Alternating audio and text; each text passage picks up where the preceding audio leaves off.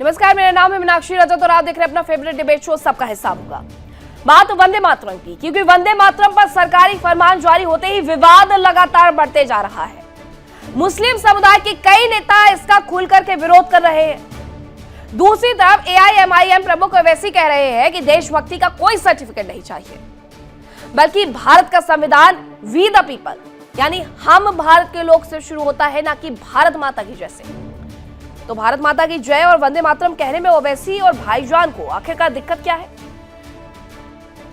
ये तो समझ से परे है। लेकिन भाईजान जो वंदे मातरम पर प्रखर होकर के बोल रहे हैं, वो लव जिहाद जैसे मुद्दों पर चुप्पी साध लेते हैं। ओवैसी लगातार ये कह रहे हैं कि भारत माता की जय संविधान में नहीं लिखा हुआ है, उन्हें अपने संवैधानिक राइट्स पता है, लेकिन समाज में रहने के लिए क्या तौर तरीके होते हैं शायद वो ये नहीं जानते हैं। और उनकी तरफ से जो कुछ कहा गया वो भी मैं आपको सुनाऊंगी। वंदे मातरम पर भाईजान क्या रुख रखते हैं वो आपको जरूर से सुनना चाहिए, लेकिन लव जिहाद पर ओवैसी और मदनी जैसे लोग मुंह खोलते क्यों नहीं है। लव जिहाद के इतने सारे मामले आते हैं, छांगुर हो, मिर्जापुर का जिम कांड हो, गुड़गांव से लेकर मध्य प्रदेश तक लव जिहाद के मामले हो, सब कुछ सामने है। इसमें भाईजान चुप्पी साधे रहते हैं, लेकिन अन्य मुद्दों पर शांत हो जाते हैं। जब इसी बीच बागपत में लव जिहाद को लेकर के यशवीर महाराज ने विवादित बयान दे दिया है। यशवीर महाराज ने कहा कि अगर कोई मुस्लिम हिंदू लड़कियों से लव जिहाद करता है तो बेटी के बदले उनके 25-30 लड़कियां ले आओ। अब ये कैसा न्याय है। उनका कहना है यशवीर महाराज का कि फिर किसी की हिम्मत नहीं होगी। तो लड़कियों के बदले लड़कियां लाने की बात क्यों कही जा रही है? क्या इसे ही लव जिहाद कहा जाएगा और क्या ऐसे लव जिहाद रुकेगा? सवाल तो ये है। हमारा संविधान हम लोग से शुरू होता है, भारत माता की जय से नहीं, ठीक है, लेकिन क्या उन्हें समाज में जो कुछ हो रहा है उस पर कुछ नहीं बोलना चाहिए? ओवैसी कहते हैं कि वफादारी का सर्टिफिकेट मुझे किसी से नहीं चाहिए, बिल्कुल मत लीजिए, लेकिन कम से कम ये तो बता दीजिए क्या आप सिर्फ और सिर्फ एक समुदाय के नेता बनकर के रह जाना चाहते हैं, या फिर ये भी जानते हैं कि आप देश के नेता हैं, देश की राजनीति करते हैं? क्योंकि भारत माता की जय हो, वंदे मातरम हो, इस पर तो प्रखर वो सवाल का जवाब देने के लिए नजर आते हैं। कौन प्रधानमंत्री बनेगा, घूंघट वाला या बुर्के वाला, इस पर भी वो बोल जाते हैं, लेकिन वो इस पर कभी नहीं बोल पाते हैं कि समाज में ये जो वैशी दरिंदे घूम रहे हैं, जो 300 लड़कियों का धर्मांतरण करवा रहे हैं, जो लव जिहाद करवा रहे हैं, जैसे छांगो जैसे केस आ रहे हैं, इनके तमाम चेले रेट कार्ड फिक्स करने के बाद अभी भी मार्केट में हैं और अभी भी इस पूरी मंशा पर काम कर रहे हैं। इस पर मदनी और ओवैसी कब चुप्पी तोड़ेंगे? All India Muslim personal law board की तरफ से ये जरूर कहा गया कि हमें वंदे मातरम कहने से, गाने से कोई मजबूर नहीं कर सकता। अरे जो 2 छंद पर नहीं कर पाए वो 6 छंद पर क्या करेंगे, मैं कहती हूँ। लेकिन ये उनके लिए अच्छा है जिन्हें 6 छंद गाने में कोई दिक्कत नहीं थी, लेकिन उन्हें कुछ लोगों की वजह से सिर्फ 2 छंद चुनने पड़े थे। अब उनके पास आजादी है, वो 6 छंद गाएंगे। आप तब भी ढपली बजा रहे थे, आप आज भी ढपली बजाइए, लेकिन जरा जबान खोलिए और कुछ तो बोलिए इन लव जिहादियों पर। लेकिन ये होगा या नहीं होगा, ये सबसे बड़ा सवाल है।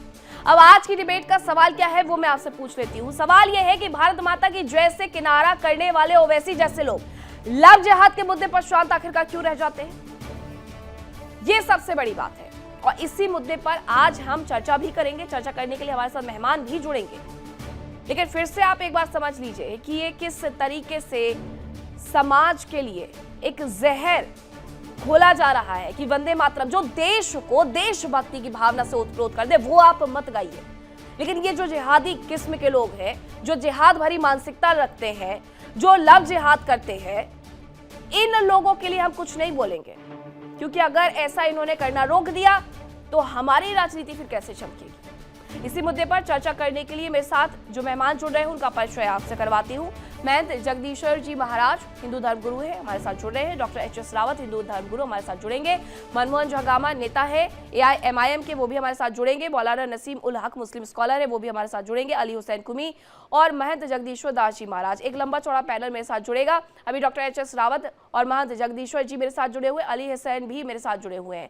तो अली हुसैन, आप ही से सबसे पहले मैं ये सवाल ले लेती हूँ, पूछ लेती हूँ कि वंदे मातरम और भारत माता की जय संविधान में तो है नहीं, तो ये जरूरी भी नहीं है, ठीक है, आपके लिए जरूरी नहीं है, जिनके लिए है वो चलो सब कुछ कर भी रहा है, लेकिन लव जिहाद जैसे मुद्दों पर कब तक चुप्पी साधी जाएगी? देखिए, ऐसा है कि लव जिहाद जो है वो यूं गलत है और बिल्कुल नहीं होना चाहिए हिंदुस्तान के अंदर, भारत के अंदर। और ये बिल्कुल गलत तरीके से ये काम हो रहा है। इस्लाम मना किया है, दीन ने मना किया है। और जहां तक वंदे मातरम का मामला है, तो अगर भारत में रहना है तो सभी को कहना है, उसमें दुश्वारी बात नहीं है, ना कोई मतलब परेशानी की बात है। ये चंद नेता लीडर जो है मुसलमानों को बेकार काम करते हैं, गुमराह करने का काम करते हैं। हिंदुस्तान में हर इंसान को हर मजहब को आजादी के साथ मानने की इजाजत दी गई है कानून ने, और सब अपने अपने धर्म को पालन करते हैं, मानते हैं। मस्जिद है, गुरुद्वारा है, चर्च है, सब कुछ है। ये सिर्फ चंद नेता अपनी नेतागिरी करते हैं। न ये मुसलमानों के नेता हैं, न ये हिंदुस्तान के नेता हैं। इनकी अपनी जेबें भरी हुई हैं।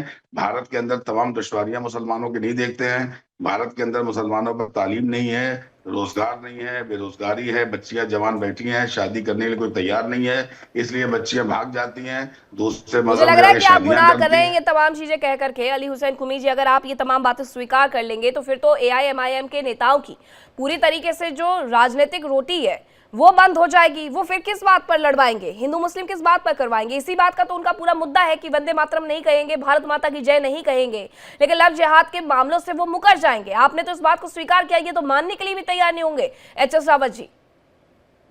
देखिए मीनाक्षी की लव जिहाद है और उसके पीछे सबसे बड़ा एक काम करता है गजवाए हिंद।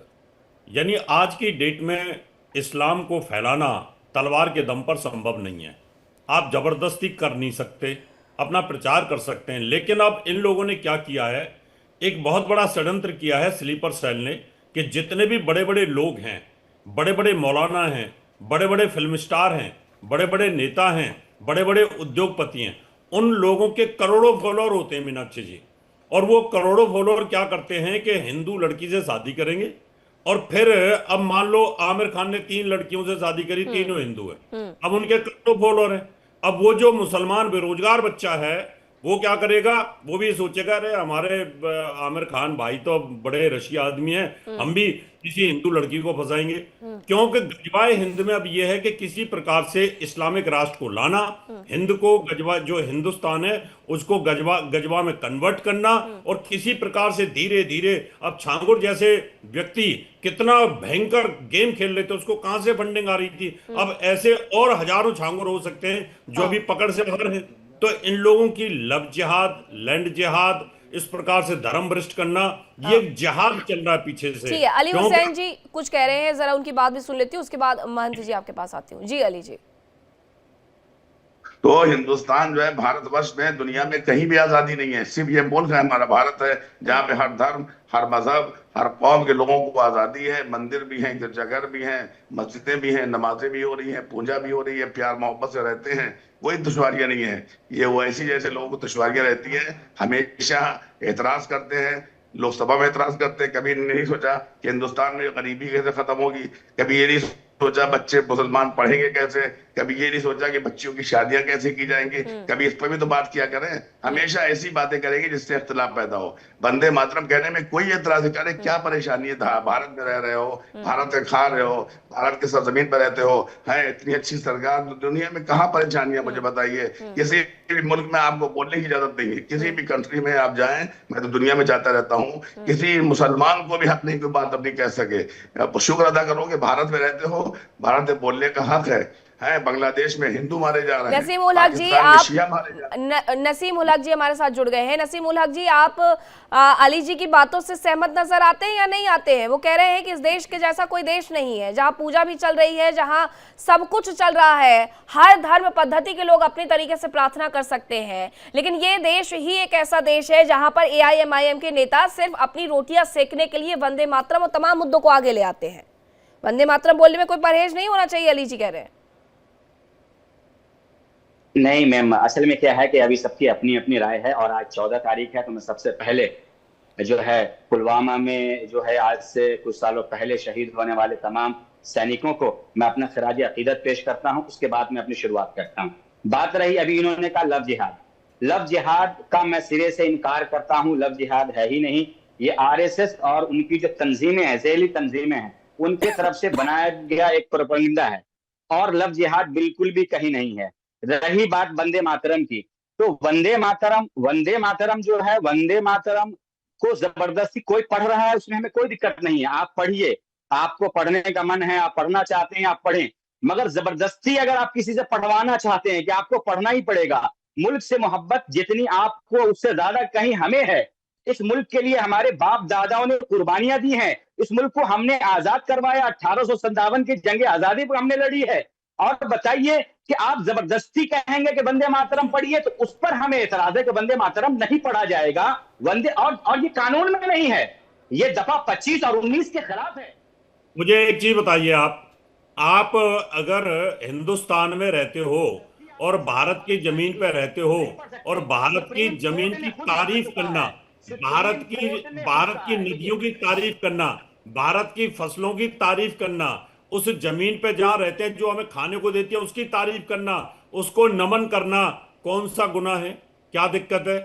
आपको दो छंद पढ़ने में क्या दिक्कत है? जो राष्ट्रीय गीत है तो क्या प्रॉब्लम है? आप कहते हैं कि नहीं, नसीम साहब मेरी बात का सीधा सीधा जवाब देना, लॉजिकल।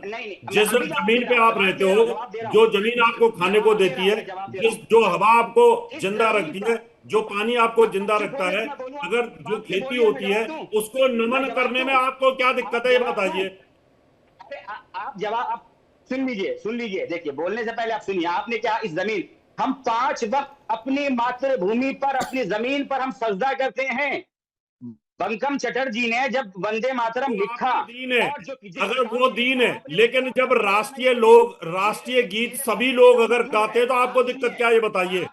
वो आप नमाज अदा करते हो, आपका दीन है। हम उठते ही सबसे पहले पृथ्वी को प्रणाम करते हैं, ये हमारा दीन है। लेकिन अगर सामूहिक तौर पर पूरे हिंदुस्तान के लोग अगर एक साथ पृथ्वी माँ के लिए बात करते हैं तो क्या दिक्कत है आपको, ये बताइए। थोड़ी ना बात होगी, आप हमें बात नहीं करने दे रहे। No no no no. अब जरा ये बताइए मौलाना नसीम उल हक जी, आप ये आनंद मठ क्यों लेकर के आए, क्या बताना चाहते हैं इसके माध्यम से?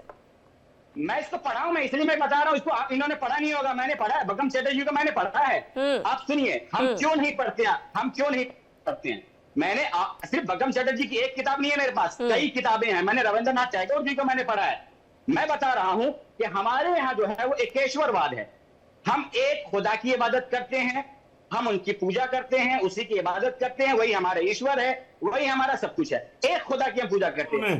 शैतान कौन है? नहीं, नसीम मौलाना साहब, शैतान कौन है? फिर एक ईश्वरवाद की बात आप करते हो, फिर शैतान को पत्थर मारते हो, वो कौन है? शैतान कौन है? देखिए, आप बीच में नहीं बोलिए। बीच में बोलूंगा। आपने कहा एक ईश्वरवाद की बात करते हैं हम, आपने एक ईश्वर की बात करती, फिर शैतान कौन है जिसको पत्थर मारते हो? इसका मतलब 2 है, ईश्वर एक तो नहीं रहा, एक और है ना कोई जिसको आप पत्थर मारते हो। अपने मर्जी से बना लिया। शैतान कौन है? अरे आप पत्थर मारते हो ना किसी को, आप पत्थर मारते हो ना किसी को। आदमी है, हर वो आदमी शैतान है जो एक खुदा की इबादत। पत्थर किसको मारते हो, ये बताइए। पत्थर किसको मारते हो आप? पत्थर किसको मारते हो जाकर के वहां काबा पर? किसको पत्थर मारते हो? ये काबा में पत्थर मारा जाता है? अरे कहां मारते हो? जाकर के हज करने जाते हो, पत्थर मारते हो ना, शैतान को पत्थर मारते हो। चैनल के तमाम एंकरों से और जो गेस्ट को बुलाते हैं, भाई इनको बुलाने में कहा करें कि थोड़ी सी तैयारी करके आया करें, थोड़ा पढ़ लिख कर आया करें। चलिए ठीक है, ठीक है। नसीम उल हक जी, ये एकेश्वरवाद मुझे लगता है कि आप ही लोगों के जमाने में आया है। पुराने जमाने में उस वक्त होता ही नहीं था जब वंदे मातरम लिखा गया था। ये रटी रटाई चीजें आप बोलना बंद कर दीजिए कि आप एकेश्वरवाद से है, आप एक ही चीज को मानते हैं, इसलिए आप भारत माता को प्रणाम नहीं कर सकते हैं, क्योंकि आप उन लोगों से कहीं ऊपर नहीं है। अगर आप कह रहे थे ना हमारे बाप दादाओं ने स्वतंत्रता संग्राम सेनानी रहे हैं इस देश को, सुनने की भी आदत डालिए नसीम जी, कि अगर आपके बाप दादाओं ने, जैसा आपने कहा, उन्होंने अगर इस देश को आजादी दिलाई है तो वो भी वंदे मातरम गाते गाते दिलाई है। ये क्यों नहीं बताया आपने? आप कौन सी इबादत कर रहे हैं और कौन सी सोच को आगे ले जाना चाहते हैं? मुस्लिम लीग वाली सोच को आगे ले जाना चाहते हैं। अशफाक उल्लाह खां कौन थे जो वंदे मातरम कहते हुए फांसी पर झूल गए? मौलाना अबुल कलाम आजाद कौन थे? एपीजे अब्दुल कलाम आजाद कौन थे? और ये मुझे बताइए 1906 में जब 22 साल का सम्मेलन हो रहा था तो वंदे मातरम के नारे के लिए मुस्लिम प्रतिनिधियों ने पुलिस से मार तक खा ली। ये लोग कौन थे? ये बताइए। आरिफ मोहम्मद खान कौन थे जिन्होंने वंदे मातरम का उर्दू अनुवाद करके राष्ट्रवाद की मिसाल पेश की थी? तो ये लोग कौन थे? कौन सा एकेश्वरवाद जिसमें ये कहा जाए कि जो जमीन, जो जंगल, जो पहाड़, हमें प्रकृति जिस तरीके से प्रेम देती है, मैं उस प्रकृति को प्रेम करता हूं। जब 2 छंद नहीं गाए गए आपसे तो 6 छंद तो क्या ही गाएंगे। ये बच्चों को बरगलाना जरा बंद करिए। आप लोगों को एक जिम्मेदारी दी गई है, आप मौलाना हैं, आपको बच्चों को बताना चाहिए कि इस राष्ट्रगीत के माध्यम से हमारे अपनों ने अपनी जान गंवाई थी, हमारे अपनों ने अशफाक उल्लाह खान ने फांसी के फंदे पर झूल गए थे। अरे उन्हें जाकर के बताइए, बरगलाइए कम। मैं तो जगदीश्वर जी, पढ़ने के लिए अरे आप पढ़ लीजिए, आप पढ़ लीजिए। आपके लिए एक बड़ा खासा पैनल बैठा 4 लोगों का। कौन कौन थे उसमें आप मुझसे अच्छे से जानते होंगे, जिसमें ये राय बनी कि ये 4-6 छंद नहीं बल्कि 2 छंद कर देते हैं, तब आपसे नहीं गाए गए। तो 6 छंद तो हम में से कोई सोच भी नहीं सकता कि आप गाएंगे।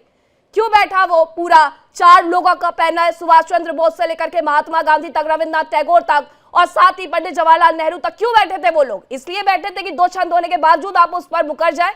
जगदीश्वर जी, भारत माता की जय नहीं कहेंगे, वंदे मातरम नहीं कहेंगे, सर्टिफिकेट मत मांगिए, हमारे अपनों ने जान गंवाई है। अरे अपनों की शहादत को तो आप लोगों ने अपमानित किया है कि जिन्होंने वंदे मातरम गा के अपनी शहादत दी, उनके ही आप ऊपर से चढ़ करके निकल गए एकेश्वर बात कह करके। मीनाक्षी जी, ये लोगों की एक ही षड्यंत्र रहता है, जिस देश में रहना, जिस देश का खाना, उसी में छेद करना। ये लोग जो फिलिस्तीन की जय जयकार करते हो, फिलिस्तीन के समर्थन में सड़कों पर उतर जाते हैं, लेकिन भारत माता की जय नहीं बोलते, वंदे मातरम बोलने में इनको दिक्कत है। सिर्फ इनको कैसे भारत देश में रहकर भारतवासियों के साथ भारत माता के प्रति कितनी इनकी कृतज्ञता है आप लोग देखिए। कैसे ये लोग राष्ट्र को भिन्न भिन्न करना चाहते हैं। इन लोगों को सिर्फ एक ही कार्य मिलता है कि भारत में कैसे एक अपना जो इनका षड्यंत्र है उसको कैसे हम लोग गजवाए हिंद करना चाहे, ऐसे उसको हम कैसे करें, ये सिर्फ एक ही चीज सोचते हैं। बल्कि ऋग्वेद में कहा गया है, पृथ्वी माता धुर में पिता, यानी पृथ्वी मेरी माँ है और आकाश मेरा पिता है। और अथर्ववेद के सूक्त में कहा जाता है कि माता भूमि पुत्रोहम पृथ्वीयाम। राजा राम कहते हैं कि भगवान कहते हैं सोने की लंका मुझे पसंद नहीं है, जननी जन्म ही, मतलब जननी जन्म, जहां जन्म लेंगे वही स्वर्ग है। और ऐसे जगह, ऐसे इन लोगों की जो सोच, और इन्हीं के ही इस्लाम के पैगंबर मोहम्मद के पोते इमाम सज्जाद ने भी वही कहा है जो वेद में कहा गया है, धरती तुम्हारी माँ है और इसकी रक्षा करो। लेकिन ये लोग, इनको सिर्फ देश में कैसे राजनीति करनी हो, कैसे इनको अपना षड्यंत्र जो इनका सीखा हुआ है, षड्यंत्र को कैसे पूर्णता के साथ भारत में कैसे पूर्णता के साथ अपना अस्तित्व दिखाए, कैसे देश में भिन्नता है। इनको ना देश से मतलब, ना राष्ट्र से मतलब, इनको सिर्फ अपनी एक हुकूमत चलाना है। कैसे भारत के भाईचारा को समाप्त करना है, कैसे हिंदू जनमानस को याद करना है, कैसे राष्ट्रीयता चलिए को मैं याद पूछ करना है। लेती हूँ सिर्फ नसीम इनको जी यही से। आता है। नसीम जी, वंदे मातरम और भारत माता की जय की बहस तो चलती रहेगी क्योंकि इस मुद्दे पर कभी कोई एक मत नहीं होने वाला है, लेकिन लव जिहाद का क्या आप इसे भी अस्वीकार कर देंगे? लव जिहाद के जो मामले सामने आते हैं उस पर AIMIM के नेता कुछ बोलते हुए नजर नहीं आते। अरे उनके ही एक नेता का नाम आया था, उनके ही एक नेता पकड़ाए गए थे कि 300 लड़कियों के साथ लव जिहाद। अब उस पर तक वो चुप्पी साध जाते हैं, लेकिन देश में, राजनीति में, खबरों में बने रहने के लिए कभी वंदे मातरम का जिक्र छेड़ देंगे तो कभी भारत माता का जिक्र छेड़ देंगे। आप क्या कहेंगे इस पर? मैं तो जब बोलूंगा जब मुझे बोलने दिया जाएगा। मुझे आप सुनिएंगे, आप सुनिए। आप लोग बीच में, जब मैं अपनी बात रखने लगता हूं तो बीच में बोलने लगते हैं। सरकार बीजेपी की है। मैं आदरणीय प्रधानमंत्री जी से कहना चाहता हूं कि आप एक कानून लेकर आए, बहुत सारा बिल लेकर आए हैं ना, बहुत सारा कानून लेकर आए। आप एक कानून लेकर आए हैं कि कोई भी किसी भी धर्म का आदमी, औरत, मर्द किसी से शादी नहीं कर सकता, किसी दूसरे धर्म में शादी नहीं कर सकता। ना मुसलमान हिंदू से कर सकता है, ना हिंदू मुसलमान से कर सकता। आप कानून लेकर आ जाइए। और आज तक सुप्रीम कोर्ट में कहीं पर भी ये आरएसएस और आरएसएस की झेली तंजीमों ने ये साबित नहीं कर सका कि आज के लव जिहाद कोई है। ये आरएसएस और उनकी झेली तंजीमों की षड्यंत्र करना सिखाया गया है। आपके मदरसों से, आपके मस्जिदों से सिर्फ यही सिखाया जाता है, इसकी शिक्षा दी जाती है कैसे षड्यंत्र करना है, कैसे हिंदू बहनों बहन बेटियों को कैसे उसको बरगलाना है। आप कैसे कह सकते हैं कि नहीं ये षड्यंत्र? टीवी में लोग देख पूरी रहे की हैं, पूरी क्या आपकी है? सोची साची राजनीति, पूरा षड्यंत्र, पूरी शिक्षा दी जाती है मदरसों से और मस्जिदों से। सिर्फ यही सिखाया जाता है कि हिंदुओं की बहन बेटियों के साथ कैसे कैसे षड्यंत्र करना है। अरे टीका लगाते हो उनको, कलावा पहनाते हो, पूरा कालनेमी बना के उनको हिंदू बना के पूरा प्रयास करते हो कि कैसे हिंदुओं की बेटियों के साथ शोषण किया जाए, कैसे उनको बलगाया जाए, कैसे उनको एक आत्मविश्वास दिला के और अपना धर्मांतरण कराने के लिए जो इनको पैसा मिल रही है, जो राजनीति चल रही है, पूरे विश्व के जितने भी संगठन हैं देश विरोधी और सनातन विरोधी, वो सब इसको फंडिंग करते हैं और उसी फंडिंग के तहत ये लोग शिक्षा दी नहीं, जाती वो तो है। ये कह रहे हैं कैसे- ना, कैसे बच्चों को नसीम उल कैसे हक जी तो क्या ये मत कह से- रहे हैं ना कि आप कानून बनवा लीजिए। आप कानून क्यों नहीं बनवा लेते हैं? और रही बात कि आखिरकार किसने ये लव जिहाद का मामला कहा, तो केरल हाईकोर्ट ने कहा, जाइए पूछिए क्यों कहा। मध्य प्रदेश में संविधान के मध्य प्रदेश में संसद के अंदर, विधानसभा के अंदर मध्य प्रदेश सरकार ने लव जिहाद कहा। उत्तर प्रदेश में, नसीम उल हक जी से मैं ये सवाल चाह रही हूँ, उत्तर प्रदेश में लव जिहाद पर कानून बनाए गए हैं, एंटी कन्वर्जन कानून से लेकर के लव जिहाद के जो भी मामले आएंगे उसमें सजा दी जाएगी। अब छांगुर को लेकर के छांगुर किससे शादी करने जा रहा था, मुझे जरा ये बताइएगा। एटीएस ने जो रेट लिस्ट निकाली है ना कि ब्राह्मण लड़कियों का इतना, ओबीसी का इतना, दलित का इतना, एससी एसटी का इतना, तो ये छांगुर कौन सा प्रेम विवाह कर रहा था? ये जो एआईएमआईएम का नेता पकड़ा है ग्यास फरूल, ये कौन सा प्रेम विवाह कर रहा था 300 लड़कियों के साथ? 300 लड़कियों के साथ प्रेम विवाह होता है?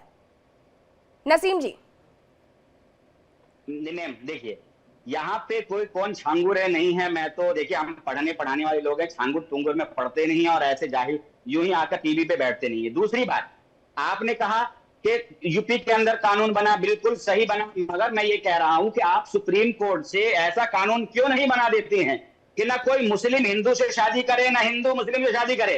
आप कानून बनाइए, मैं हम आपके साथ हैं, हुकूमत के साथ हैं। जवाब दीजिए सीधा सीधा जवाब दो।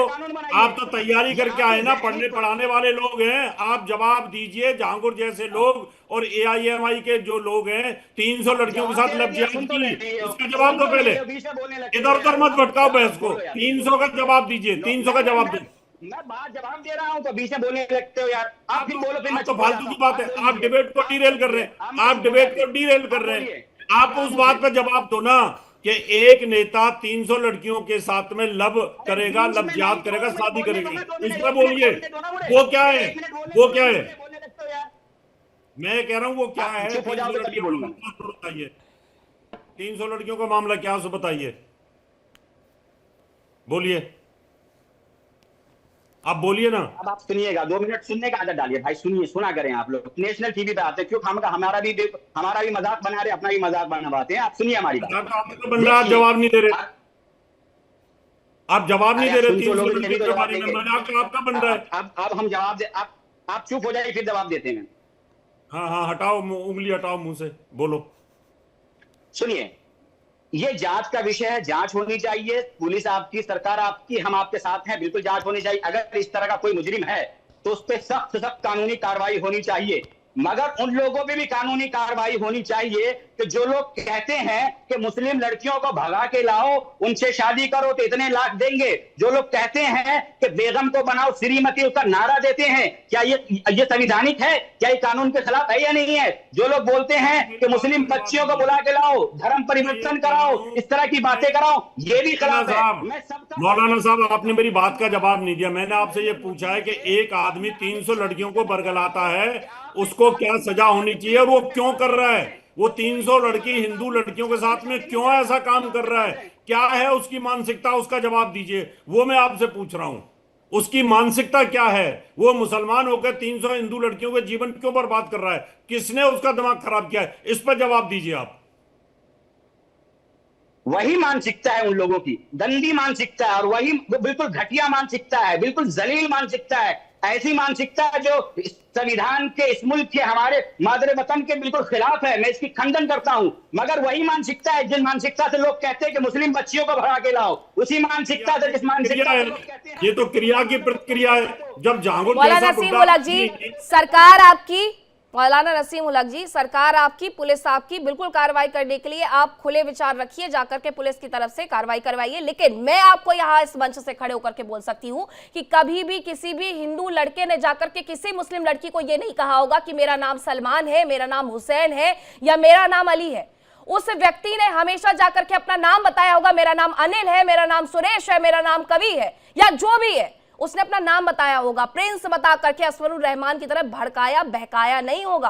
अब अली जी जरा मुझे ये बताइए कि कोई भी व्यक्ति हो जो लव जिहाद करता है वो गलत होता है, लेकिन क्या कोई खबर कभी आती है कि एक लड़की से अपना नाम बता करके हिंदू लड़के ने गलत तरीके से शादी कर ली और आप उसके बारे में खुल करके सामने आए? एक केस मुझे यहां पर कोई बता दे।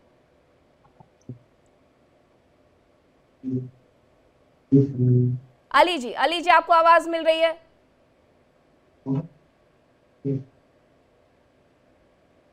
अली जी को आवाज नहीं पहुंच रही। हाँ ठीक है, आप ही बोल लीजिए, बोल लीजिए। मैं आपसे कह रहा हूं, मैंने हमेशा कहा है और आज भी कह रहा हूं कि एक केस नहीं है ये जो खामा खा की जो मोहब्बत दिमाग में घुसी है ना, ये आजकल के लड़का लड़की को 14 तारीख 15 तारीख पता नहीं क्या क्या मना लिया है। मैं इसीलिए सबसे पहले कहा कि मैंने 14 तारीख को ब्लैक डे मनाता हूं। इस दिन हमारे जो हिंदुस्तान के नौजवान जो है शहीद हुए थे और ये कोई और दिन नहीं है। मैं हमेशा इस बात को कहता हूं, खुले तौर पर मैं इस बात को कहता हूं, और जो लोग इसकी मुखालफत करते हैं मैं उनके साथ रहता हूं। कोई दिक्कत नहीं है, बिल्कुल होनी चाहिए। हमारी जो संस्कृति है वो हिंदुस्तानी संस्कृति है, हमारी जो संस्कृति है वो मशरकी संस्कृति है। हम अपने संस्कृति में बिल्कुल ठीक हैं, हम एक दूसरे से मोहब्बत करते हैं, एक दूसरे से भाईचारा है, सारी चीजें हैं। मगर मैं यही कह रहा हूं कि आप एक केसेस नहीं है, आप रिकॉर्ड उठाकर देख लें, सही तरीके से अपनी जहनियत को साफ करके देख लें। मौलाना नसीम, मैं आपको इसी डिबेट में वक्त देती हूँ। अपना फोन निकालिए, गूगल करिए और मुझे जरा बता दीजिए, एक नाम बता दीजिएगा। अगर वो प्रेम विवाह से ज्यादा कुछ हुआ, अगर वो प्रेम विवाह से ज्यादा कुछ हुआ तो मैं अभी यहां से चली जाऊंगी उल्टे पैर। आप मुझे एक नाम बता दीजिएगा कि एक हिंदू लड़के ने जाकर के गलत नाम बताया और उसके बाद एक मुस्लिम लड़की से शादी कर लिया। आप एक नाम बताइए, मैं अभी के अभी डिबेट छोड़ करके जा सकती हूँ। लेकिन आप अगर नहीं बता पाए तो आप अभी के अभी माफी मांगेंगे, फिर बताइए।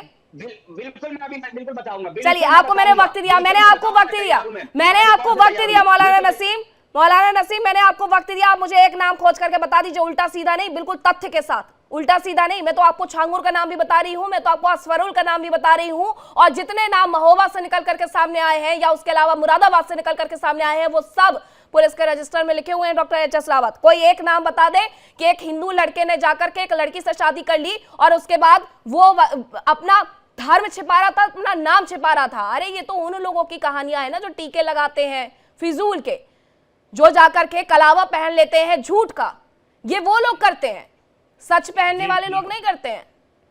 मीनाक्षी जी, कोई भी ऐसा केस नहीं है पूरे हिंदुस्तान के अंदर नहीं और पूरे विश्व में भी नहीं मिलेगा, क्योंकि हिंदू ये काम करता ही नहीं है। अगर जहां लव का केस होगा तो उन्होंने उनका नाम भी परिवर्तन नहीं कराया। अगर मान लो सुनील दत्त ने लव मैरिज की तो नाम नरगिस ही रखा, उन्होंने कोई नाम नहीं बदला। यहाँ जो उनके नाम थे वही नाम रखे, वो उनका प्यार का मामला था। लेकिन जहां लव जिहाद की बात आती है तो इनके जो फिल्म स्टार मुसलमान हैं उन्होंने तो नाम भी बदलवा दिए, और जितने भी फिल्मी स्टार सरमला टैगोर की बात करें उनका नाम बदलवा दिया। अगर सरमला टैगोर नाम रखा होता तो क्या दिक्कत थी? कोई दिक्कत नहीं थी, क्योंकि यहाँ ये जिहाद शो होती है कि जितने भी लोग हैं ये नाम बदलवाते हैं और फिर धर्म परिवर्तन कराते हैं। जब धर्म परिवर्तन ना करो तो काट देते हैं, फिर उनके साथ में मारपीट की जाती है। आप देखें, तारा सहदेव की बात कर लीजिए, वो इतनी बड़ी वहां पर एक शूटर थी और उसके साथ में कैसे नाम बदल करके कलावा बांध करके तिलक लगा करके धर्म परिवर्तन करा लिया, और फिर उसने धर्म परिवर्तन नहीं किया तो उसके साथ मारपीट करनी शुरू हुई और मीडिया के अंदर वो केस हाईलाइट हुआ। बहुत सारे केस हैं। एक लड़की लुधियाना की थी, उसको लेकर के मेरठ का एक आदमी लेके आता है और दौराला में जाकर के जब वो धर्म परिवर्तन नहीं करती है तो उसको काट देते हैं और जमीन में गाड़ देते हैं, कुत्ते उनके हाथों को निकाल करके लाते हैं तो केस खुलता है। इतने जघन्य पाप किए हरिद्वार की नीलम के साथ इस प्रकार के साथ किया जाता है। बहुत सारी लड़कियों के कलाकारों के साथ में है, और ये बहुत बड़ी मॉडलों के साथ, बंबई की एक मॉडल थी उसके साथ भी इसी प्रकार का केस हुआ था। यानी जब आप प्यार ही कर रहे हो तो प्यार करिए, उसका वो नाम रहने दो, उसको पूजा करने दो, फिर आप उसको में क्यों ढकते हो, फिर धर्म परिवर्तन क्यों कराते हो, फिर एक्सेप्ट नहीं करते हो, 2-3 महीने बाद में उठा करके उनके ऊपर प्रेशर डालना शुरू कर देते हो। अली जी, आपको मेरी आवाज मिल रही है? जी, आपको मेरी आवाज आ रही है? आपको मेरी आवाज आ रही है अली जी?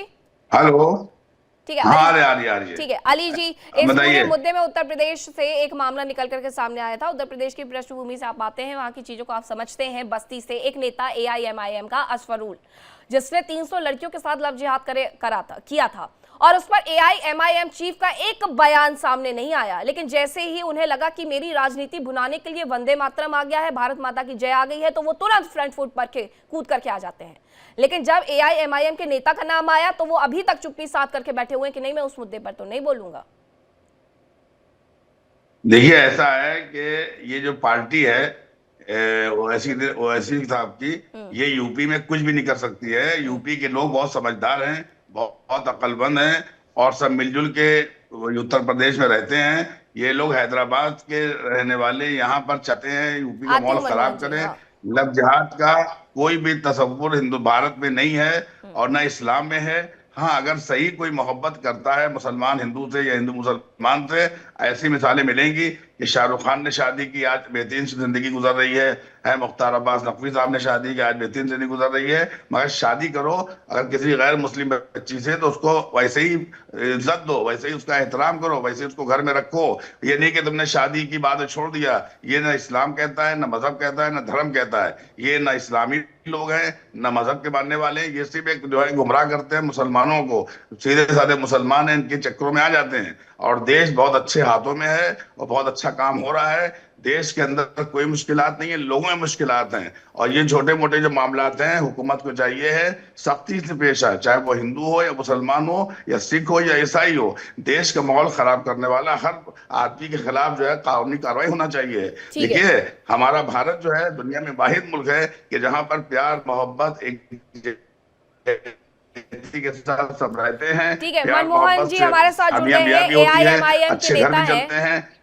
अली जी, मुझे लगता है कि उन्होंने आपकी तमाम बातें सुनी होंगी। मनमोहन जी जरा बताइए क्या विचार हैं आपके कि AIMIM चीफ को लेकर के मैंने आपसे उस दिन भी सवाल पूछा था कि असफरुल को लेकर के बस्ती में जो 300 लोगों के साथ 300 लड़कियों के साथ उसने लव जिहाद किया, उस पर AIMIM चीफ का कोई बयान नहीं आया। भारत माता की जय वंदे मातरम आते ही वो फ्रंट फुट पर आ गए।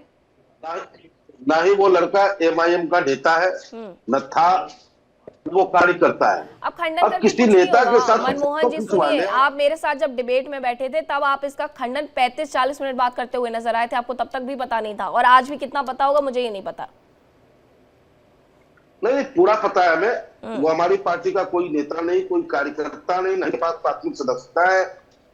हमारे नेता के साथ अगर उसने फोटो खिंचवा लिया, इसका मतलब ये नहीं कि वो हमारी पार्टी का कार्यकर्ता हो गया या नेता हो गया। क्योंकि ऑल इंडिया में जिसे मुसलमान कोई भी कार्यकर्ता दागदार नहीं मिलेगा। और जैसा कि जनाब ने बड़ी बारीकी से कह दी कि वो हैदराबाद से आए और उत्तर प्रदेश के मुसलमान या उत्तर प्रदेश में उन्हें कुछ मिलने वाला नहीं, तो मैं आपको बता दूं 2021 में हम आए थे, छोटा सा चुनाव लड़े थे, 5 चेयरमैन लिए थे, 5 जिला पंचायत जीते थे। 2022 में चुनाव लड़े, 0.4% वोट हमें मिला। वही नगर निकाय हमें 105 पार्षद हमारे, 5 चेयरमैन हमारे। और 2027 में ऊपर वाले की करम और हम सबकी मेहनत, हमारे प्रदेश अध्यक्ष शौकत साहब निरंतर के बीच होते हैं, हम बीच होते हैं।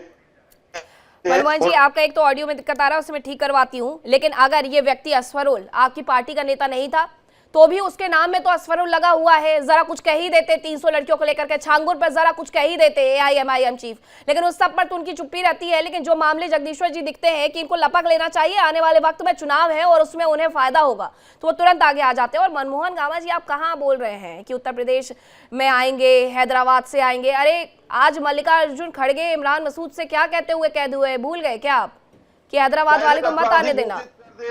आपकी आवाज में दिक्कत है, मैं ठीक करवाती हूँ।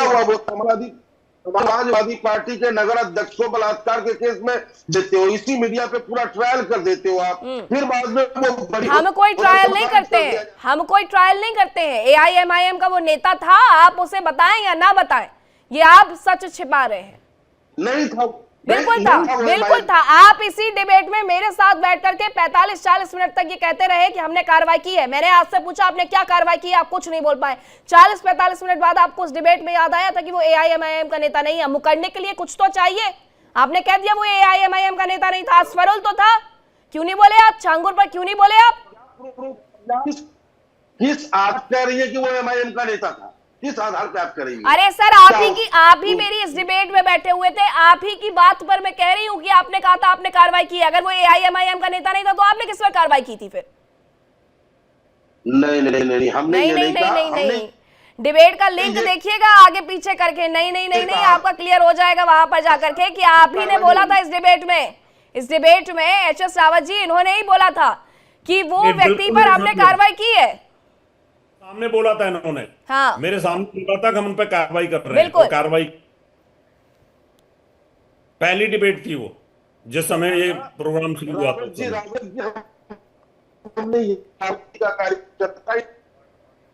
मनमोहन जी, आपकी आवाज नहीं आ रही है।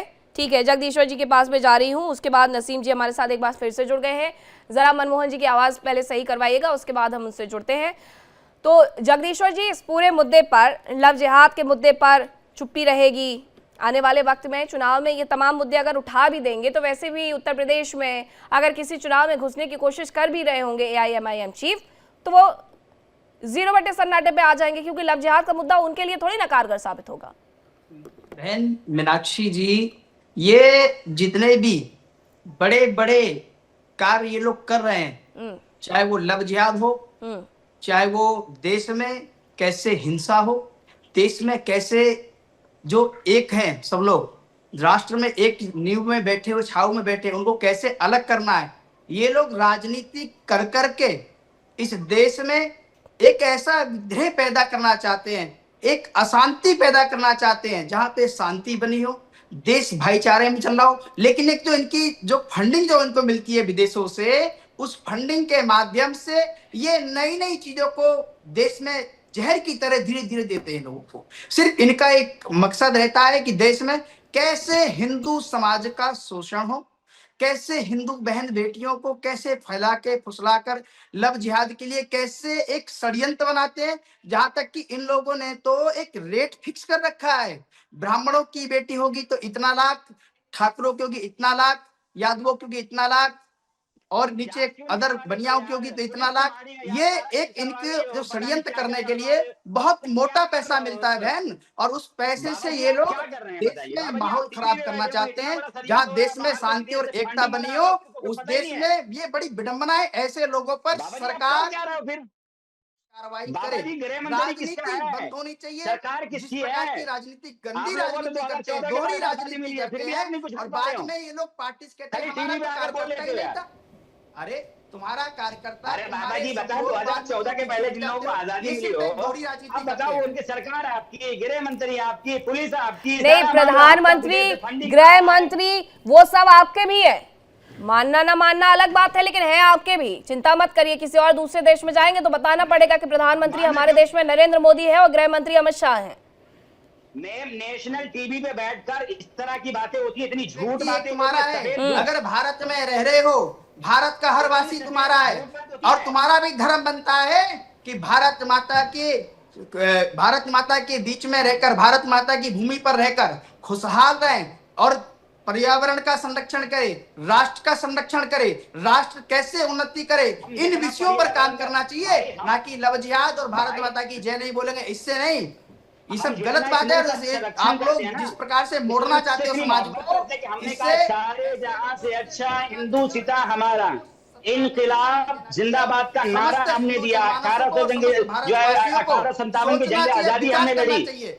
महात्मा गांधी के साथ हम लोग खड़े रहे। कुछ लोगों ने तो महात्मा गांधी की जान ले ली, उससे पहले महात्मा गांधी की जान बचाने एक देश में कैसे अहिंसा हो, सिर्फ यही करना चाहते हैं आप लोग। देश में शांति रहे वो आपको पसंद नहीं है, देश उन्नति करे वो आपको पसंद नहीं है, देश में भाईचारा बना रहे वो आपको पसंद नहीं है, देश में लव जिहाद करना, हिंदुओं पे हमला करना, कावड़ पे बोलना, पत्थरबाजी करना, कैसे किस पे हमला कर रहा है, कौन किसका लिंचिंग कर रहा है, कौन किसकी दुकानें बंद करवा रहा है और किस पे हमला कर रहा है, वो पूरी दुनिया के सामने है साहब।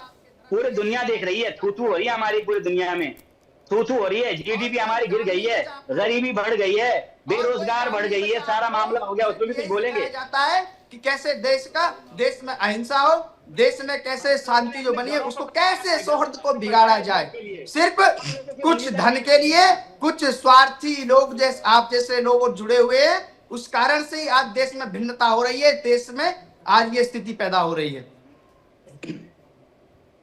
कहाँ के आंकड़े लेकर के आते हैं आप नसीम जी, कहाँ के आंकड़े लेकर के आते हैं? भारत की जीडीपी तो 2025-26 में 7.4 से 7.8, भारत चौथी आर्थिक अर्थव्यवस्था। और अगर इन तमाम मुद्दों पर बातचीत करनी है तो फिर भारत माता की जय वंदे मातरम नहीं निकालना चाहिए था एआईएमआईएम को? क्यों उसका जिन लेकर के आए? आपको कोई नाम मिला क्या? मैंने आपसे पूछा था, कोई नाम मिला आपको नसीम जी? मैं आपको नाम भी बता रहा हूं। पहले एमआईएम की बात है। देखिए, एमआईएम से हमारा कोई मामला नहीं बनता है, ना एमआईएम के बारे में हम बोलते हैं। कोई भी अगर गलत काम करता हो, वो किसी भी पार्टी का हो, चाहे वो एमआईएम का हो, किसी भी पार्टी का हो, किसी भी धर्म का हो, किसी मजहब का हो, मैं तो कह रहा हूं कि सुप्रीम कोर्ट इस पे जो संज्ञान ले और हमारे प्रधानमंत्री ये कानून बना दे तो कोई किसी भी मजहब में कोई शादी नहीं करेगा। मैं तो इसका समर्थन करता हूं। हाँ, बिल्कुल मैं प्रधानमंत्री के साथ रहूंगा कि कोई भी मजहब का कोई लड़का लड़की किसी दूसरे मजहब में शादी नहीं करेंगे। दूसरी बात, अभी साहब ने कहा तो भैया क्या आप लव जिहाद के विषय में नहीं बोलेंगे? ये सब कुछ कानून से ही है, आपकी कोई जिम्मेदारी नहीं है, आप देश में नहीं रह रहे क्या? वो कर्ज उतारे हैं जो वाजिब भी नहीं आप मुस्लिम स्कॉलर नहीं है क्या? आपकी कोई जिम्मेदारी नहीं समाज की? किस विषय पे आप बोल रहे हैं? कानून का विषय अलग है, वो संसद में बैठ के बिल पास होगा, कानून वहां बनेगा। लेकिन आप एक मुस्लिम स्कॉलर है तो आपको अपने समाज को जागृत करना पड़ेगा। ये नहीं कि वहां पे सिखाया जाएगा मस्जिदों में मदरसों में कैसे लव जिहाद करना है, कैसे देश के खिलाफ बोलना है, कैसे देश में आगजनी करना है। आपका इस्तेकबाल है, आप हमारी मस्जिदों में आइए, हम तो दावत देते हैं। हमने तो मस्जिद परिचय के नाम से एक प्रोग्राम शुरू किया है। हम अपने हिंदू भाइयों को बुलाते हैं, हम तो चाहते हैं, हम तो चाह रहे आइए ना, हम तो आते हैं। जय हनुमान चालीसा कम से कम बैठ के करेंगे मस्जिदों में, भाईचारा बढ़ाएंगे अपना, क्या दिक्कत है?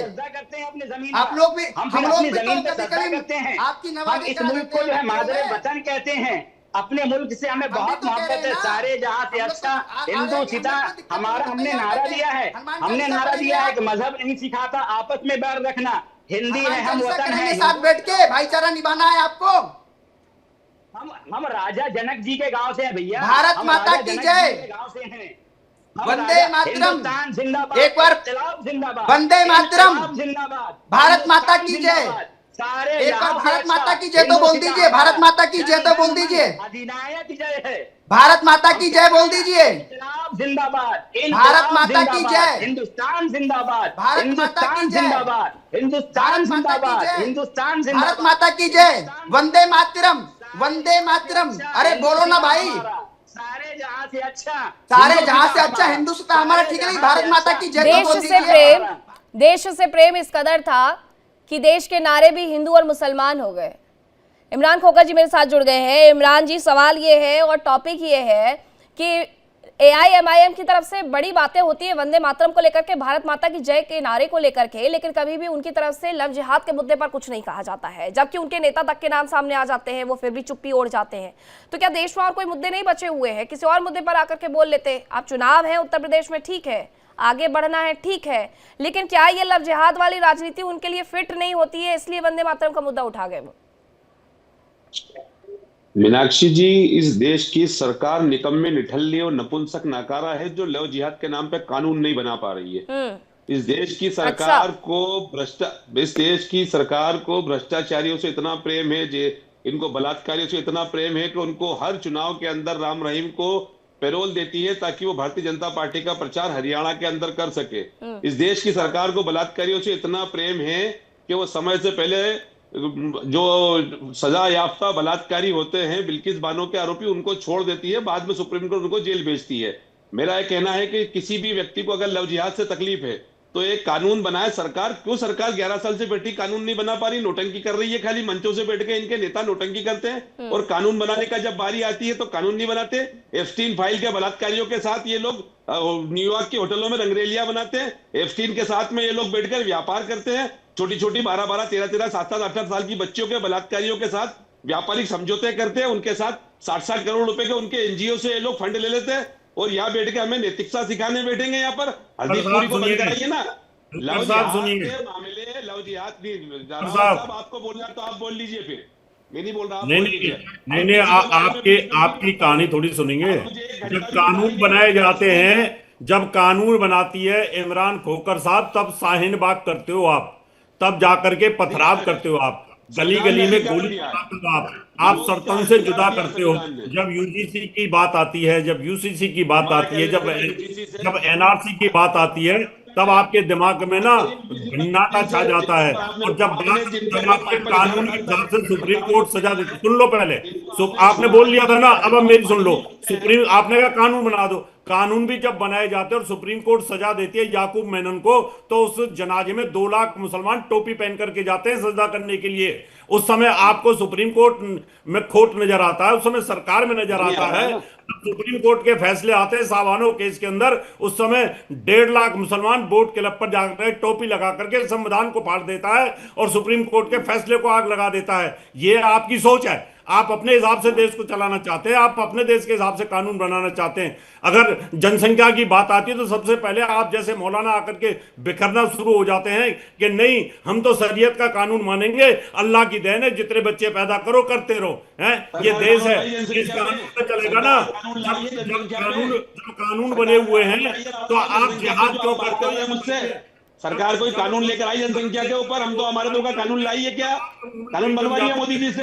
जब धर्म देख करके गोली मारी जाती है तो आपके यहाँ जो आप सुनिए, बात को सुनना चाहते हो सुनिए, अभी आप बोलते रहेंगे क्या? पत्थर फेंके जाते हैं, मदरसों से पत्थर फेंके जाते हैं, 47 मिलती है और विस्फोटक मिलते हैं। बोलूंगा तो है ना, अब सुनने में क्या दिक्कत आ रही है? बोलूंगा, अब सुनो, आपकी बात भी तो मैंने सुनी ना, आपने कहा कानून बना दो, आपने ये कर दो, आपने कहा वो कर दो। जवाब लेना है ना, उस मुद्दे पे जवाब लीजिए। अरे जवाब लीजिए, बैठे तो जवाब लीजिए। बात के ऊपर एक्शन होता है तो आप विक्टिम कार्ड खेलते हो, जवाब लीजिए ना। आप यूरोप में जाके अल्लाह जवाब मचाते खाली हैं। ऐसी बात करनी है। मुसलमान सेफ नहीं है, हिंदुस्तान में मुसलमान के साथ अत्याचार हो रहा है और मुसलमान धर्म देख के गोली मारना शुरू कर देते हैं। मुसलमान आतंकवादियों के जनाजे में 2-2 लाख आदमी जाते हैं और जब 1 लाख की बात होती है तो हंगामा करते हैं यूएनओ तक। और आप गर्दन सर्तन से जुदा की बात करते हो, गरीब आदमियों की संतन से तो हटा, उमेश कोले बेचारे उसको मार दिया, कन्हैया लाल को बेचारे की गर्दन काट दी, उनका क्या कसूर था? शंभू रेखर का नाम याद है? एक गरीब बंगाली मजदूर को झूठे बहाने से मजदूरी पे ले जाके उसके ऊपर कुल्हाड़ी से हमला करके उसको मारते, शंभू रेखर का, उसका याद है? खोखर साहब देश बात कर रहे हैं आप खाली, अब आप अपनी बात पूरी कर लीजिए, या तो सवाल पूछ लीजिए, या मेरे बीच में बोल रहे थे आप बोल लीजिए आराम से। नहीं आप बोल लीजिए ना, सवाल पूछिए, मैं जवाब दूं रहा ना आपको। शंभू रेखर का नाम याद है? जो गरीब मुसलमान मजदूर को अपने खेत पे खेती के बहाने ले जाकर उसको गर्दन से काट के उसको ऊपर जला दिया उस गरीब को। मैं ये कह रहा हूँ तर्क करने की क्षमता, तर्क करो ना, बोलने का क्या मतलब है? आप लीजिए सवाल का, पूछिए क्या सवाल है, मैं जवाब दूंगा ना आपको। आप सवाल पूछिए, जवाब दूंगा। के जनाजे में 2 लाख मुसलमान आतंकवादी के में क्यों गए? बुरहान वानी के जनाजे में क्यों गए 2 लाख मुसलमान? जवाब दो। देखिए, ये उन 2 लाख मुसलमानों जाके पूछिए, मुझसे ना पूछिए। मैं नहीं गया था उनके जनाजे में। मैं अभी बलात्कार आसाराम क्या लगता है आपका? आसाराम बलात्कारी क्या लगता है? कोई आतंकवादी नहीं बैठा हुआ, आतंकवादी नहीं बैठा हुआ जिससे कपड़े पहनता है। स्वामी चिन्मयानंद भी आप ही की तरह रहता है। जवाब दीजिए, आसाराम को बलात्कारी है कि संत है? बताइए। नुमाइंदगी कर रहे हैं आप, यहाँ मुसलमान की नुमाइंदगी करके बैठे हुए हैं। आपसे पूछूंगा, आप जवाब दीजिए। संत है स्वामी चैतन्यानंद बलात्कारी है कि संत है? बताइए, जवाब दीजिए ना। जब मुझसे जवाब मांगे जवाब दीजिए मेरी बात का भी। जवाब दीजिए, क्यों गए 2 लाख मुसलमान जनाजे में आतंकवादी के में? आसाराम संत है बलात्कारी है? बताइए, चलिए। आसाराम संत है बलात्कारी है? जैसा कर्म किया सजा भुगत रहे, आपको उससे क्या लेना था? कोर्ट ने कानून दिया ना, आप उसको संत मानते हैं ना? हिंदू तो नहीं किया ना, तर्कों पे तो नहीं कीजिए। बात हो गई, बात चल रही है मुद्दे पे। मुद्दा क्या है आज का? लव जिहाद है ना? सरकार निकम्मी नकारा है जो कानून नहीं बना रही है। सरकार निकम्मी और नकारा है, और वो तमाम लोग बहुत अच्छे हैं जो ये सब कुछ करते हैं। ना आपके मुंह से छांगुर पर एक शब्द निकला, ना आपके मुंह से अजफरुल पर एक शब्द निकला। हाँ, मीनाक्षी जी सजा दिलवाइए, सरकार को बोलिए कानून बनाए। अरे सजा सरकार दे रही है, तब तो इन जैसे लोगों के नाम बाहर आते हैं। अगर सरकार सजा नहीं देती तो जरा मुझे ये बता दीजिए आप, इमरान खोखर जी, कि इन लोगों के नाम कैसे बाहर आते? बस इतना सा बता दीजिए आप। सरकार पर हर चीज मरते जाइए, मरते जाइए, मरते जाइए। समाज में रहने का हमारा थोड़ी ना कोई नियम होता है। छांगू जैसे लोग बच्चों को गुमराह कर रहे हैं कि रेट कार्ड बना करके दे रहा हूं, वैसे भी तुम्हें नौकरी नहीं मिलने वाली। क्यों? क्योंकि समाज में ऐसे नेता हैं तुम्हारे AIM जैसे, जो तुम्हें पढ़ने लिखने नहीं देंगे, और तुम पढ़ लिख गए तो फिर उनकी दाल कैसे गलेगी? है ना? क्या छांगुर को हाँ, छांगुर के नाम पर आपने कुछ कहा, आपने छांगुर को गलत कहा, अरे आपने छांगुर को अजफरुल सजा को दे दो गलत ना, कहा। फांसी दे दो, हमने कहा मना करा है। नहीं तो किसने रोका है आप छांगुर को? मना करेंगे भी कैसे? मैं कह रही हूँ कि आप बोलिए तो सही, उस पर दो शब्द उस पर भी तो बोलिए, उस पर भी तो आइए, अजफरुल पर भी आइए। मैं तो यही कह रही हूँ आपसे। छांगुर से हाँ, मैं एज अ कह तो मुस्लिम रहा हूँ, स्कॉलर आपको आप संदेश तो देंगे ना सर समाज को। छांगुर को राम रहीम की जगह सजा दे दो। हम क्या करें उसके अंदर? छांगुर की जवाबदार मैं आपसे बैठूंगा, आसाराम ने बलात्कार करा तो उसके जिम्मेदार रावत साहब है, साहब जवाब दे, ऐसा मैं बोलूंगा क्या? नहीं तो आप बोलूंगा। बोल रहे हैं ना, छांगुर की आपने आसाराम पे करेगा। सवाल पूछा तो आसाराम तो जेल में है, क्यों जेल पे? और कब तक आसाराम जपते रहिएगा? कभी तो आइए छांगुर और अजफरुल पर। छांगुर कौन सा बाहर घूम रहा है? छांगुर भी तो मैडम जेल में है, मीनाक्षी तो जी। बोलिए तो छांगुर भी सर, जेल में है, आसाराम बोलिए भी तो सर, बोलेंगे नहीं तो कैसे समझ में आएगा कि आप उसकी विचारधारा से सहमत है या नहीं है? बोलिए तो, आपने बोला कहाँ? हमारे लिए हमारे इस्लाम में ऐसे लोगों की कोई जगह नहीं है जो जबरदस्ती झूठ बोलकर किसी का धर्म परिवर्तन कराते हैं या उनके साथ छल प्रपंच तो करते हैं। इसी चीज की तो जरूरत है, इसी चीज को तो जरूरत है इमरान खोखर जी की। दो शब्द कहिए और उसके बाद बहस में पढ़ने की आवश्यकता ही नहीं है। क्या आपका इस्लाम ये नहीं सिखाता है कि गलत तरीके से किसी के साथ आप गलत करें? आप उन बच्चों को ये मैसेज देंगे, सुनिए सर, सुनिए, आप नेशनल टीवी पर बैठ करके उन बच्चों को ये मैसेज देंगे जो छांगुर के जाल में फंस गए हैं। वो 15 साल के, 18 साल के, 25 साल के युवा, वो भी तो छांगुर के जाल में फंसे हुए हैं ना, 10 लाख और 15 लाख के लालच में। उन्हें भी तो आप बाहर निकालने के लिए थोड़े से, अली हुसैन जी, उन्हें भी तो बाहर निकालने के लिए मुस्लिम स्कॉलर के तौर पर आप लोगों को भी तो थोड़ी अपनी भूमिका निभानी पड़ेगी कि छांगुर हो या अजफरुल हो, जो ये कर रहे हैं वो गलत कर रहे हैं, मत फंसो इनके बातों में। जो लोग लब जिहाद करते हैं असल वो इंसान नहीं है। या इस्लाम में लब जिहाद लफ्ज कोई है ही नहीं। जिहाद का मतलब ये कोशिश करना, अपने मुल्क की तरक्की के लिए कोशिश करना, अपने मुल्क को आगे बढ़ाना, प्यार मोहब्बत करना, आपस में भाईचारा रखना, इसका नाम है जिहाद। आपस में मिलजुल के रहना, हर मजहब के लोग एक दूसरे के साथ रहें, प्यार मोहब्बत के साथ रहें, यहाँ से जहालत खत्म करना, यहाँ से गुर्बत खत्म करना, यहाँ से बेरोजगारी खत्म करना, मुल्क के वफादार रहना, भारत के वफादार रहना, जो मुल्क के दुश्मन उनकी दुश्मनी रखना। जैसे पाकिस्तान में दहशतगर्द आतंकवादी मुल्क है, बांग्लादेश आतंकवादी मुल्क है, अफगानिस्तान आतंकवादी मुल्क है। अभी 150 शियों को जो है मस्जिद में जो है इस्लामाबाद में जो है शहीद कर दिया है, नमाज जुमा में खत्म कर दिया। ऐसे शैतान आतंकवादियों की मुखालफत करना, देश से मोहब्बत करना, मुल्क से मोहब्बत करना, ये इस्लाम सिखाता है। इस्लाम ये नहीं सिखाता है कि गैर मुस्लिम बच्चियों को जो उठा के ले आना, उन पर जुल्म करना, अत्याचार करना, उसके बाद उनके धर्म परिवर्तन करना। ये इस्लाम का कोई कानून ही नहीं है। इस्लाम ने कहा ही नहीं है, कहीं लिखा ही नहीं कुरान में, ना हदीसों में। जो लोग करते हैं वो गलत करते हैं, उनके खिलाफ कार्रवाई होना चाहिए, उनको जेल भेजना चाहिए। यही तो मैं कह रही हूँ अली हुसैन जी, आपने इतनी बातें रख करके अपनी बात बिल्कुल शुरू से ही आपने स्पष्टता दे दी ना। आप वहां तक ये इसने किया, वो उसने किया, अरे आप एक दूसरे पर कीचड़ उछाल करके बाकियों को सही नहीं साबित कर पाएंगे। आप बिल्कुल सही कह रहे हैं कि अगर ये चीजें धर्म में नहीं है तो ये धर्म की शिक्षा आप 3 मुस्लिम स्कॉलर यहाँ पर बैठे हुए हैं, कौन देगा उन्हें? जिन्हें ये रेड कार्ड दिए गए छांगुर की तरफ से, उन लोगों को ये किसने बताया? उनको बताने वाला भी तो जगदीश्वर जी कोई रहा होगा ना, कि इस तरीके की चीजें करो, 10 लाख 15 लाख रुपए मिलेंगे। तुम्हारा क्या जा रहा है? कुछ नहीं जा रहा है। लड़कियों को लव जिहाद में ही तो लेकर के आना है बस। जो होता है बताया नहीं जाता, इनको शिक्षा दी जाती है। इनके मदरसों में, मस्जिदों में यही पढ़ाया जाता है कि कैसे तुमको या छांगुर जैसे लोग इनका दिमाग भटकाते हैं। और जाके नाम बताना है आपको, और नाम बताओगे आप जाके अजय निकलेंगे, अरमान नाम बताओगे। मौलाना आपके हंसने की ना, मौलाना सुनिए, ये हंसने का मंच नहीं है। मैं बहुत एक संजीदगी वाली बात कर रही हूँ। बाकी 2 लोगों को समझ में आ गई, अगर आपको समझ में नहीं आई तो मैं आपको फिर से समझा देती हूँ कि यही कह करके छांगुर ने उन लड़कों को भी भटकाया, उन लड़कियों को लव जिहाद में फंसाने के लिए कि तुम्हारा यही काम है, तुम्हें यही अल्लाह ने बताया है। तो ये छांगुर जैसे लोग ही तो आपके धर्म को बदनाम कर रहे हैं। आप उनको जाकर के, आप मुस्लिम स्कॉलर लिख करके बैठे हैं, आप उनको जाकर के ये जरूरी शिक्षा दीजिए और बताइए। बहुत माफी चाहूंगी, बहुत धन्यवाद आप सभी का। आप किसी से कोई सवाल नहीं कर पाऊंगी क्योंकि वक्त इतने की ही इजाजत देता था। फिलहाल वक्त एक छोटे से ब्रेक का है, कहीं मत जाएगा क्योंकि इंडिया डेली अब आपके स्मार्ट टीवी पर भी मौजूद है। इंडिया डेली 24/7 अब इस सभी प्लेटफॉर्म पर लाइव देखें।